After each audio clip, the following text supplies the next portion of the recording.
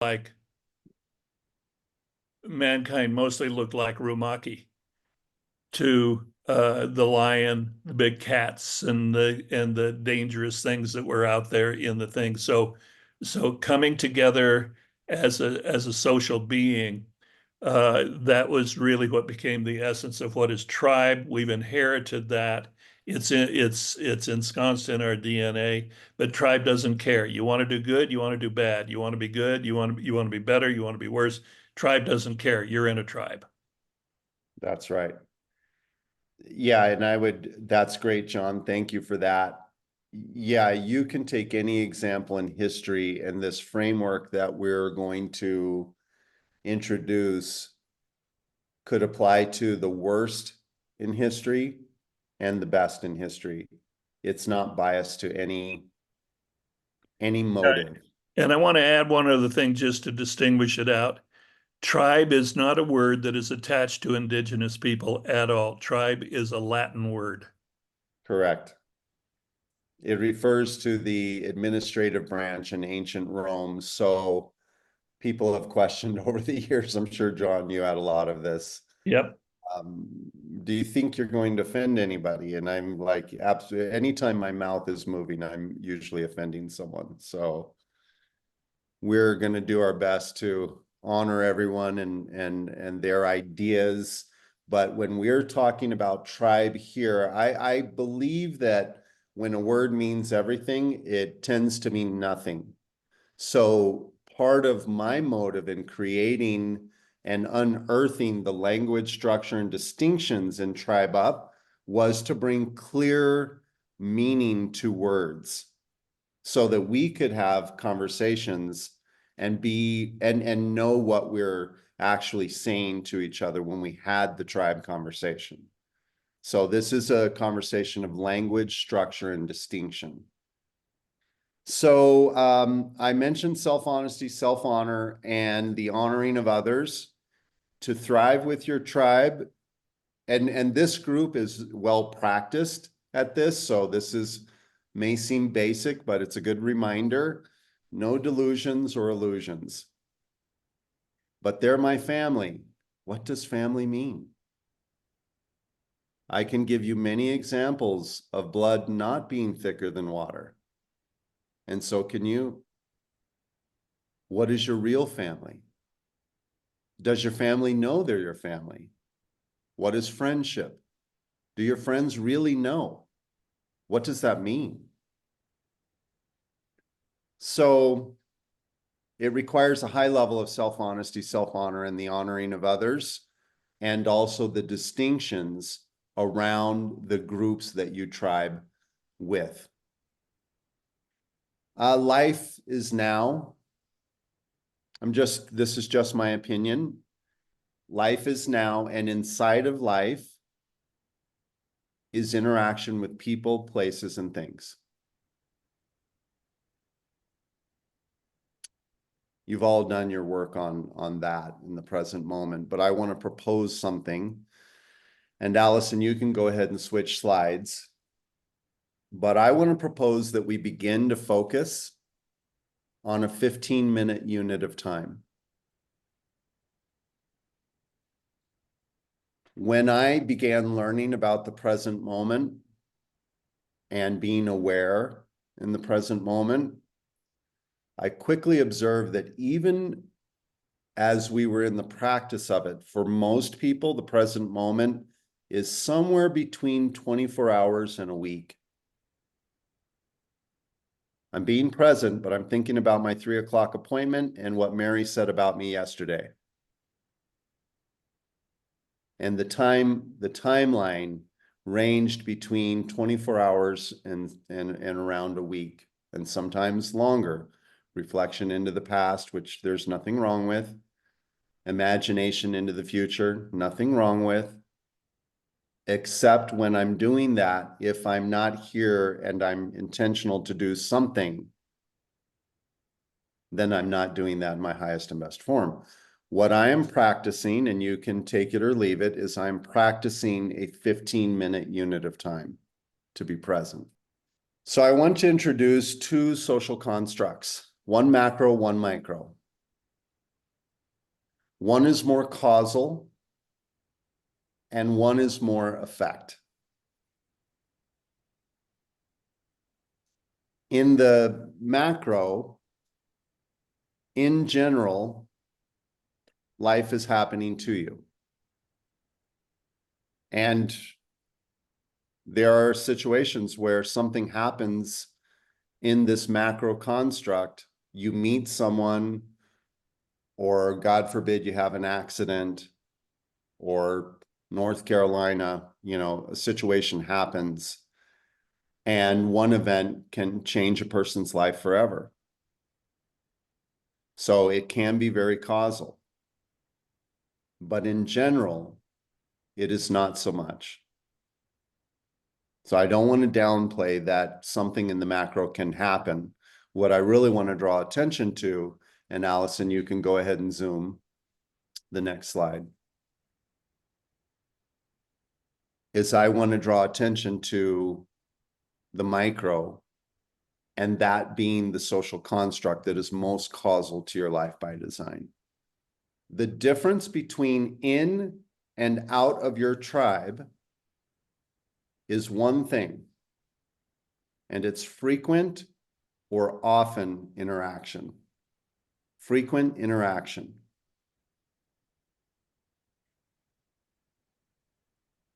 It's either chosen consciously or it's allowed and tolerated. But either way, that is the crossover from the macro to the micro and into your tribe.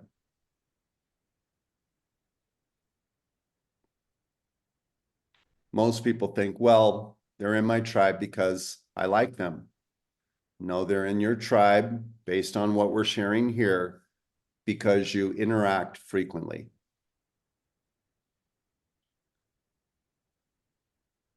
I could spend weeks just on this one thing because it's a big distinction that people struggle with.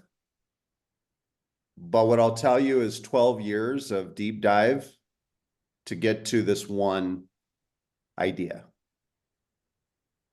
that your tribe is frequent interaction.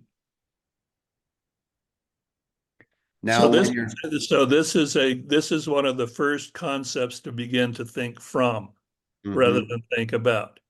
To be thinking from that time or the time that I spend with people is really what distinguishes the the basic premise of this concept of tribe. Thinking from that. So it becomes quite nuanced and it becomes quite difficult to think about if you think about it. So what I suggest is you've always got to think about, set it to the side, and just take on thinking from as Brett is talking and leading us on because he's thinking from the concept of being inside of it and working his way through it rather than thinking about it. there you go. John, do you mind if I add just a thought to that myself? Yeah. Well, I mentioned to everybody that I came at this when I first met Brett and was thinking about this very academically. And I had laundry lists of things thinking not from. And if I would have just let the entire coursework of months and months play out, all of my questions would have been answered. And I naturally would have thought from instead of thought about. So I have to say that's very true. That's really good. Well, yeah, this is how you go to the front of the line in this conversation right away is thinking from this idea. Yeah. Yeah, John gave me the words a while back. This is not that. And it really serves. You almost have to, anything you think about tribe, you can pick it up. You can re-pick it back up, but if you just set it aside for now and allow this to help you think from, I think you might find the distinctions valuable. So great segue, John, because the next section is just a reverence for time. I believe that until you have a deep reverence for time, specifically your time, this way of being will not really take root. Because you won't understand why you would steward and invest the way you do. So it begins with a reverence for time, and that helps support why tribe is frequent interaction. So what I want to do is another lightning round. This will be a very quick one, very easy. You're going to need a paper and something to write with, or your phone to take a note, because I don't want you to, we're not going to all yell out our answers, or we're not going to call on each other. But what we want to do is right now, I want you to write down, in correlation to the design of your life, or whatever your version or idea of that is, from on a scale of 1 to 10, how would you rank yourself in the stewardship of your time? On a number 1 to 10, how would you rank yourself in the stewardship of your time? Remember, there is strength in numbers. And your network is your net worth. Does everyone have their number? Okay. Now, real quick, I'm just thinking logistically here. If you wrote it down on a piece of paper, can you try to, we'll see if this will work. Okay, 4, 6, Lawrence is at 8, 4, 8, 8, 4, 8, 5. Okay, Ross 8, Max 4. Okay. I think I got almost everyone, but I got enough. So I need someone to average these, if you don't mind. Someone got their calculator ready? Allison, thank you. 4, 6, 8, 4. What was your number, RDs? 8. 8, 8, 4, 8, 5, 8, 4, 4, and 4. And then divide that by 3. I think 14. There was only one odd number in all of that. Yeah. Interesting, huh? What number did you get, Allison? 5.35. 5.35. As a tribe, we are 5.35, or 50, about almost 55% No. stewarded in our time. If there's strength in numbers, this is what tribe looks like. May I step in Yeah. real quick? Our tribe, maybe we should look at how our tribe has a stewardship of time. Yeah, you should. My stewardship of time is in my life and how I have interactions with others in my life and multiple tribes. So what would be our tribe status for us in this tribe? Well, that was the average of time in this tribe here. Where I believe you should do the exercise really is from your tribe, which includes us, because you interact frequently with us every week, sometimes more. And again, David, you're also still thinking about tribes, or a tribe or a specific tribe. But what I'm really causing us to measure is the sum of time stewardship in your tribe. And you'll get that as we move on, but you don't have to have that now. Okay? Thank you. So, Can I ask one question quick? yeah. Mhm. how much time is optimal to spend interaction with your time, with your tribe? All of it. It's all spent. That's the idea, is that all of your time. Mhm. So if there's a percentage between in your tribe and out in the macro, if that's what you're asking, I'm but asking, like, I spend with you almost every day, right? yeah, But that's going to come as we start looking at the circles Mhm. and we look at importance and we look at prioritizing. And as the circles get closer to you, that's going to be where we cover that, Johar. But while you're asking that, I will say that the time spent in your tribe versus in the macro or in life, Mhm. I would say is probably 80-20. 80% of your time is in your tribe. If you calculate your frequent interactions with the same people, places, and things, family, work, where you practice or worship, where you recreate frequently, the coffee shop that you have coffee at every day, as you start measuring the frequent interactions in your life, my guess is that they'll come somewhere close to 80% of your total time. Okay. Okay. Anything else? So this is a line in the sand moment where you stay on one side of the line and you just continue to think about tribe the way you do. If you cross over the line, what you're really crossing over to is a whole new way of being.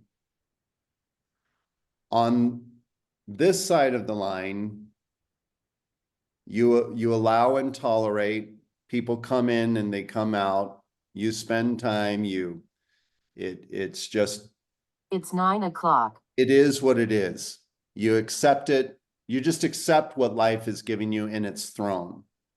Now, I know that those of us on this call don't operate that way. So this isn't an accusation, but it is an awareness that a lot of, oftentimes we are just allowing, someone, hey, do you want to come over? Sure. Someone will walk into my gallery, for example, and there'll be 40 people in the gallery. I own an art gallery, for those of you that don't know.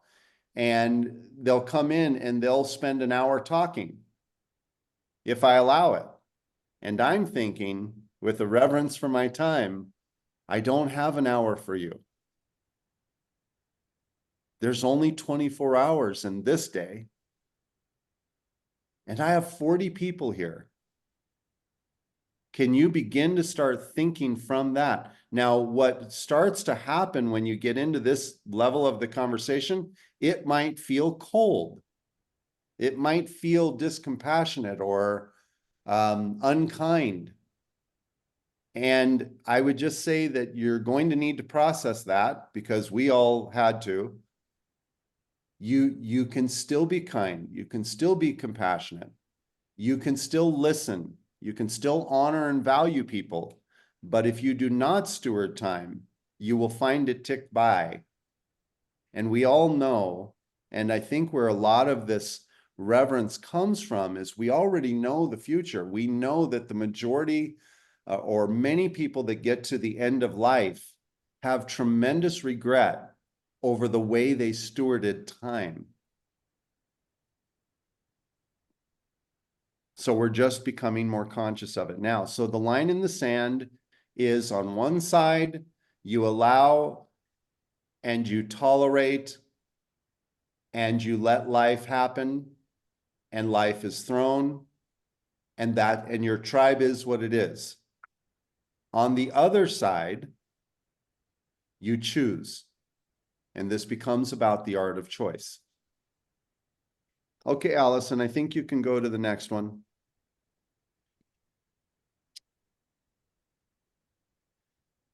So your tribe, according to this framework, has 5 concentric circles of influence, impact, and intimacy. It's too quiet and stale, so I want to go ahead and stop the share right now and open up the conversation to a quick, if anyone has a comment or something on your mind, or you're starting to feel a disconnect in what I'm sharing, and let's just talk about it a little bit. Yeah, go ahead, Ross. First of all, the reason I'm so quiet is because I'm trying to take it all in, and I want to think from versus think about. So I just want to put that there. But there is this dissonance in my head. It just struck me. Dissonance between this reverence for time and then this feeling of scarcity about time. So there's something about this with me that the abundance, it doesn't feel abundant if I'm regulating my time so much. And again, this is, you asked, so I'm trying to participate because I want to get this. Yeah, you don't have to agree. I love the participation and the challenge. It feels a bit cold to you, and it feels Not cold Okay. at all. Abundance versus scarcity is where I'm at. Yeah. But yet I like the reverence for time. That resonates with me as well. So the dissonance is between reverence for time and being in scarcity. I'm being very particular because I value what you're trying to present or share. John, do you have any thoughts on that? I do, but Well, it's a paradox. So one of the things that you need to realize when you're having a leadership conversation, and this is one of them, is that every leadership conversation has the hallmark of leadership is paradox. So there will be the paradox of the reverence for and scarcity will be present in the same moment. And the thing about paradox is, are you able to stand in the presence of the paradox of the opposing views with no loss of power? Thank you, John. I have an additional thought to consider always as we get into this too, Ross.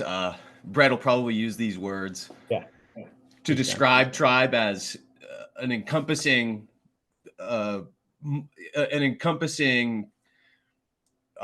equation, that the formula equates the people, places, and things in your life.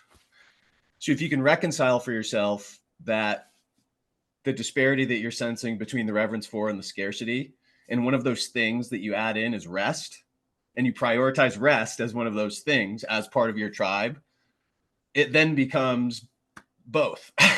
As long as you prioritize the rest, and it kind of unfolds from there. I won't speak too much for the the elaborate concept that is, but that's one of the things that helped me early on too, when I was grasping with several of these things. Ben, when you say rest, are you saying relaxation rest or the rest of it? Like, I guess whatever rest would indicate to you, because we're all made up of such different chemistry, that rest for me might be reading a really pithy book. That might really hurt somebody's brain, but not mine. And I really enjoy that, right? Yeah. No, perfect. Thank you. great. But I think, defining time is another thing. It's like everybody have different definition what time is. Right? So how do you define your time? I want to propose that we start thinking in a 15-minute moment. And there's a lot to say about that. So I'm actually not going to go into that yet, but thank you for that, Johur. Max Miller, there are a lot of hands, so I want to try and go in the order, Max. Thank you, Brett. For the last hour, since you really started to distinguish, Brett, the tribe as essentially how we're how we're investing our time or spending our time, and how it's being used. I'm present to regret already. I'm really present to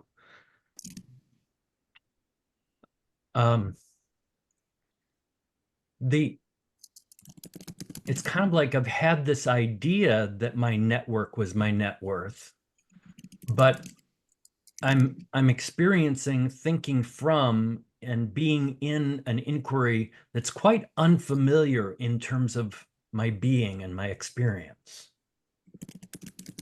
So it's just a sense that I really get how my network, my community, and all of that has been quite conceptual for me rather than experiential.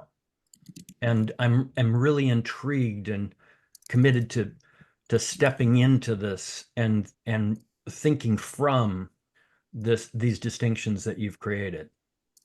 Yeah, as this gets exposed, as this gets kind of opened up and so on like that, one of the rabbit holes not to go down is the rabbit hole of, oh my God, I've lived a wasted life. Yeah, It's all good. yeah. At the same time, it's what made me shift. Yeah. Yeah. I was in extreme pain. Yeah. So Max, yeah, I don't think any of us need to go too deep into at the end of life, how am I going to feel? But it was when I was at my lowest moment in life and asked the question, this was the answer that came back. Is how have you spent your time, money, and energy? And how did that bring you here? What does the other half of life look like? So Max, I'm glad you're feeling it, but to John's point, yeah, It's I'm glad we're doing this. to put just a finer point on it, Brett, it's really just the awareness of that my own suffering has largely been from my thinking, as you pointed to, of myself as on my own and needing, weak or strong, whatever, all over here, Yeah, instead of thinking of myself as my tribe and my community. That's it. yeah. Well, if you want to really get to it and you have any respect at all for what Jim Rohn had to say, you are not your like. You are the sum of the 5 people you spend the most what with? Time. Time. So I do happen to respect that, and I have looked at it very carefully for 12 years or more. Actually, I've looked at it for 30 plus years. And this conversation ends up leading to that. So the reverence for time and who the people, places, and things you're choosing into your tribe, and tribe being about interaction in time, becomes very important. Annika, you had something. Yeah, it was feedback to Ross as well, based on my own reflections. And so for me, it's a reality that the day has 24 hours. There's, nothing to discuss about that in a sense. But whether it's abundant or scarce is a lot about how do I treat it, yeah? How do I myself, fill it or, spill it out or whatever. So that was my take on it. Yeah, it's the mindset about it that makes it either abundant time or scarce time. Yeah. And usually from my life as a manager, the time I felt most scarce in time was actually the moments where I realized I was not spending my time with valuable activities. Annika, the reason I didn't answer Ross is I was waiting for you to answer.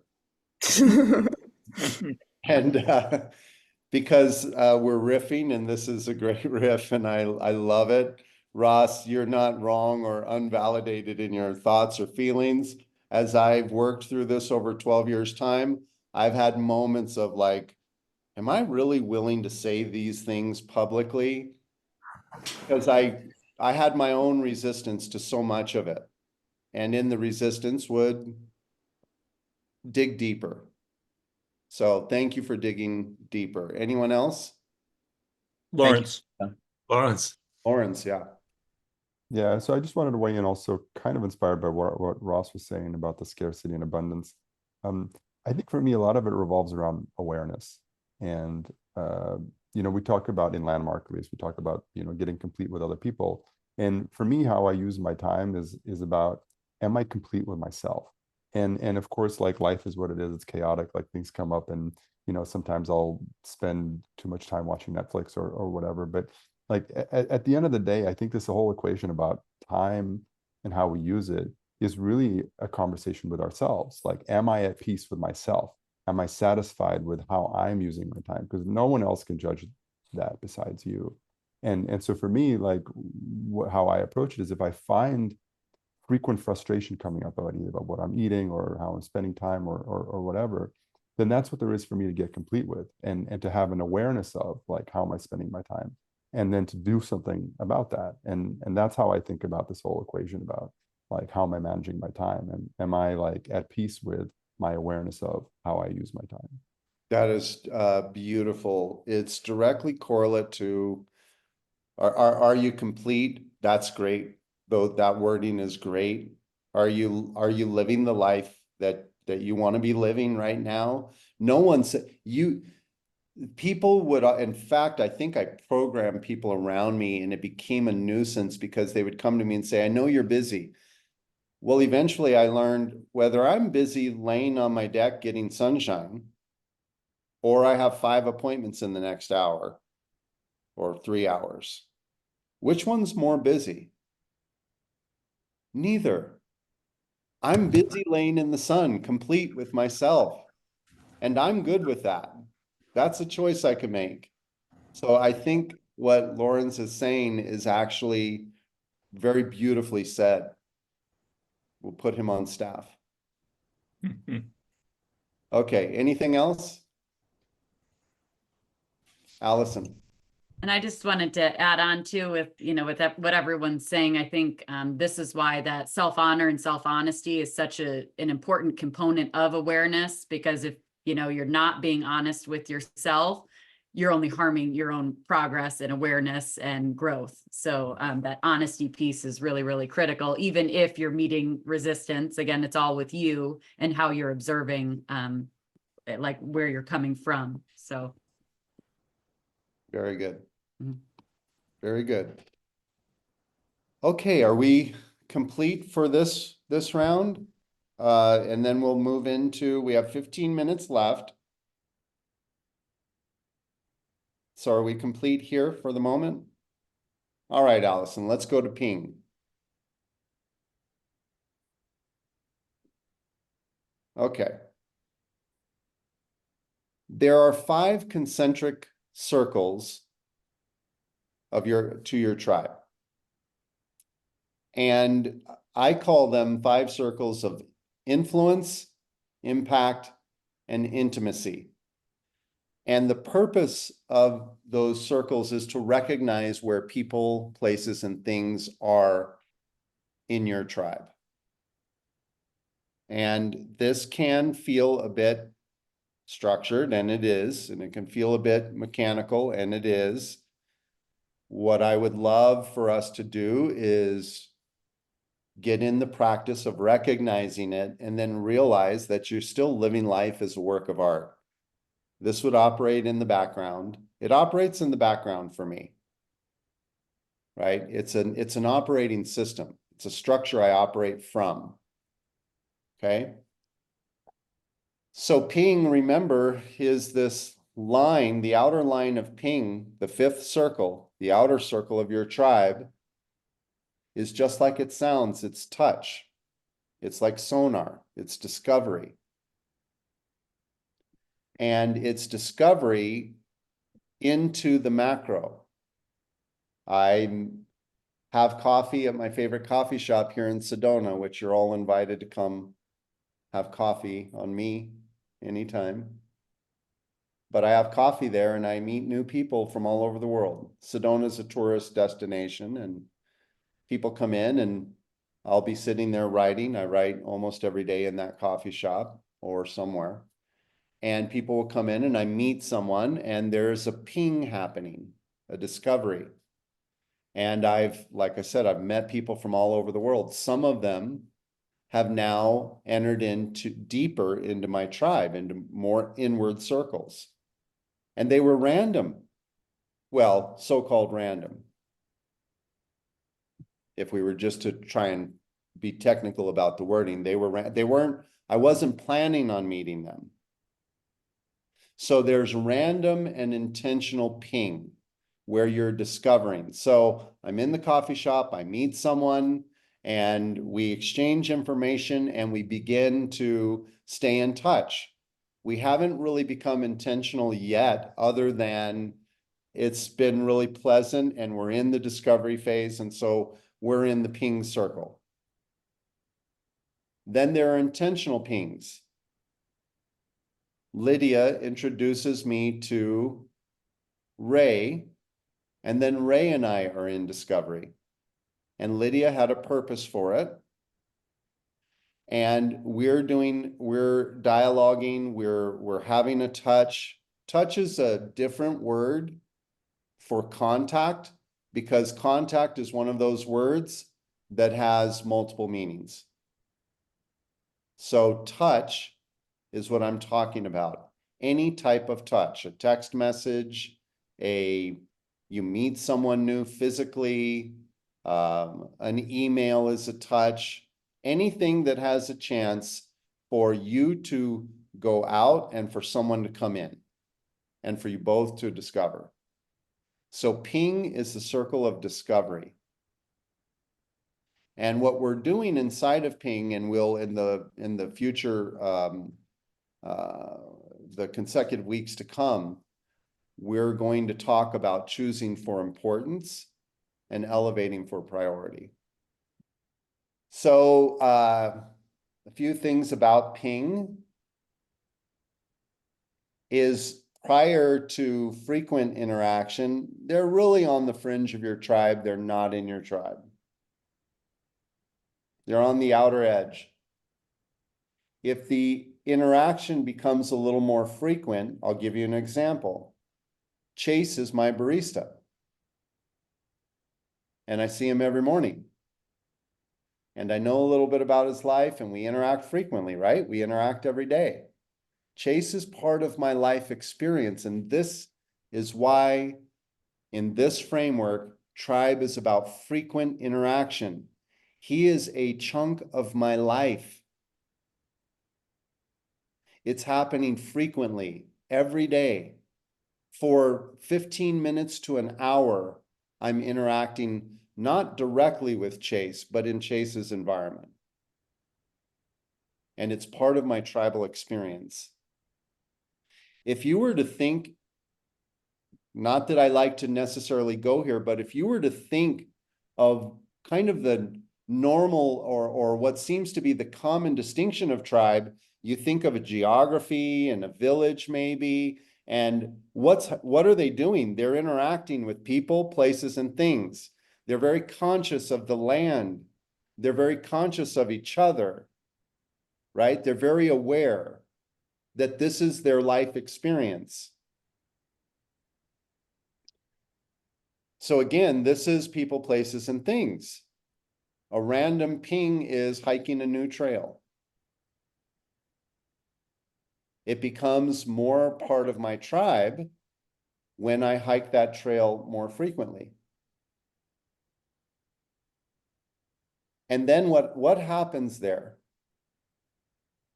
I actually become invested heavily in the well-being of the trail. The other day I was on a hike and I came across an empty water bottle, which in Sedona, I'm very grateful to say, that does not happen very often. And it really hit me, the distinctions of tribe. Without too much judgment, maybe there's a little bit, I'm human, right? But without too much judgment, there are 3 different levels that happen here. 1, someone had to leave the bottle, a disregard for tribe.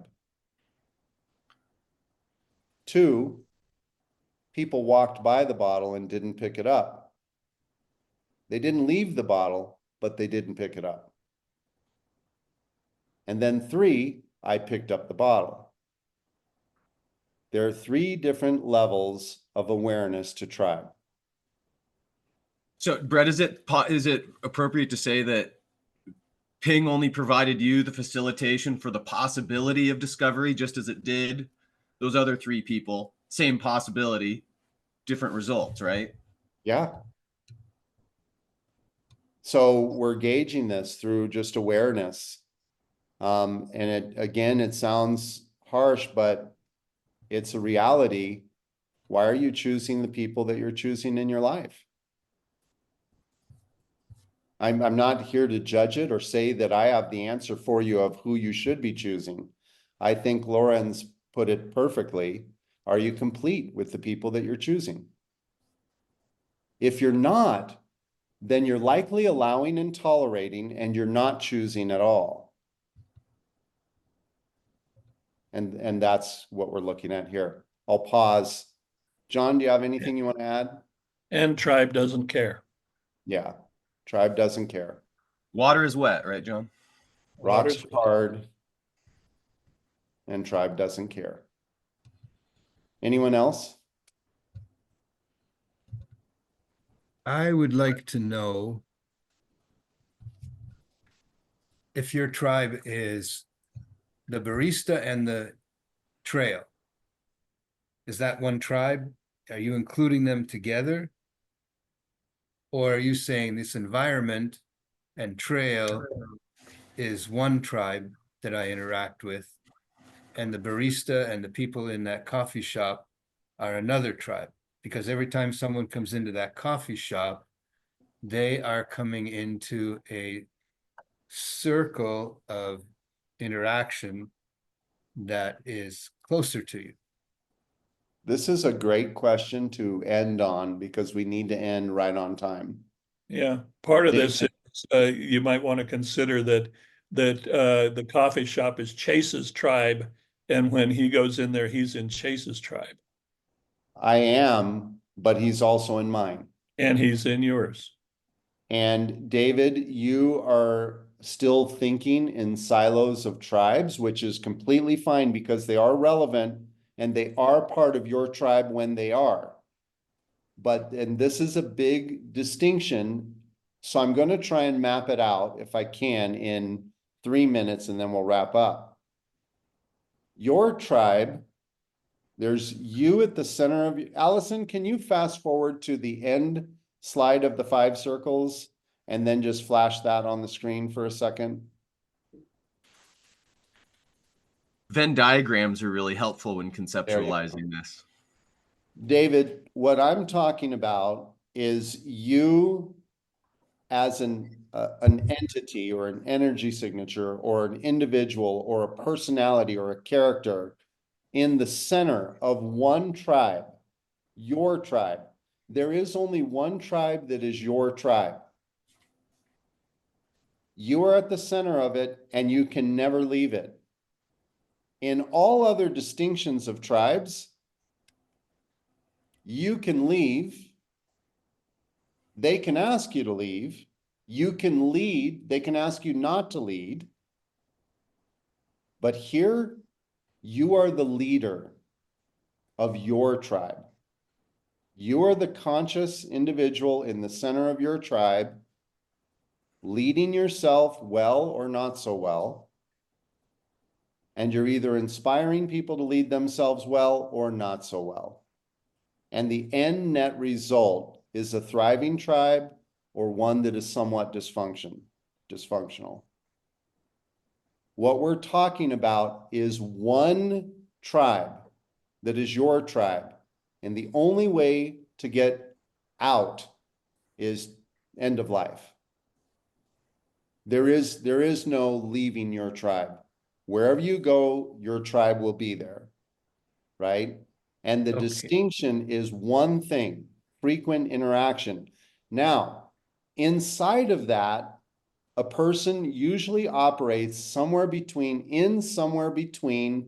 3 and 10 specific tribes.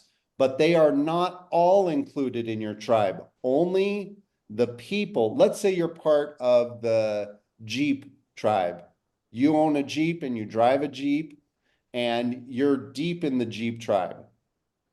Okay, then in the Venn diagram that Ben is talking about, the Jeep tribe overlaps this circle of your tribe. And on the outside are all the people in the Jeep tribe you do not interact with. And on the inside are all the people in the Jeep tribe that you do interact with frequently. And they are part of your tribe. I recall, just going to jump in real quick. Yeah, you I have recall like 15 seconds because we'll have to yes. wrap up. Mhm. I recall the movement, now that you mentioned it's my tribe, I recall you describing the movement of other tribes through those circles. So this Jeep tribe that you talk about, there may be two people that are on the outside circle, but as time goes on, they move in to be part of the relationship because you're on an event with them or something, and then they move back out again as that relationship moves. It's fluid. Is that something that? Yeah, go ahead and stop the share, Allison. They might. There's only one distinction, and here's what I would like to end with, and then John can wrap us up. Do you interact frequently? If you're operating from this framework, there's only one distinction. Do you interact with them frequently? And you get to define what frequent is. Because at the end of the day, you only have so much time to interact with so many people in a way that is aware and fruitful and rewarding or completing